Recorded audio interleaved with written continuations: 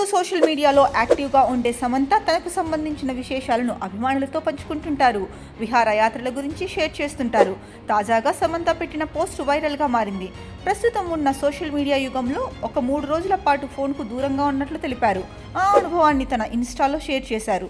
3 రోజులు మౌనంగా ఉన్నాను. ఫోన్ లేదు, ఎవరితో కమ్యూనికేషన్ లేదు, నాతో నేను మాత్రమే ఉన్నాను. మనతో మనం ఒంటరిగా ఉండడం కష్టమైన విషయాల్లో ఒకటి, భయంకరమైనది. కానీ ఇలా మౌనంగా ఉండడాన్ని నేను ఇష్టపడతాను. మిలియన్ సార్లు ఇలా ఒంటరిగా గడపమని చెప్పినా ఉంటాను. మీరు కూడా ఇలా ఉండటానికి ప్రయత్నించండి అంటూ అభిమానులకు సూచనలు ఇచ్చారు. తన జీవితంలో ఎన్నో సవాళ్లను ఎదుర్కొన్న సమంత ప్రస్తుతం ఆరోగ్యంపై పూర్తి శ్రద్ధ పెట్టినట్లు తెలుస్తోంది.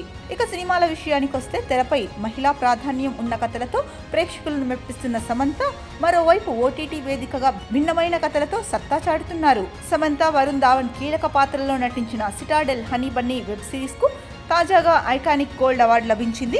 ఉత్తమ వెబ్ సిరీస్ గా అవార్డు గెలుచుకుంది.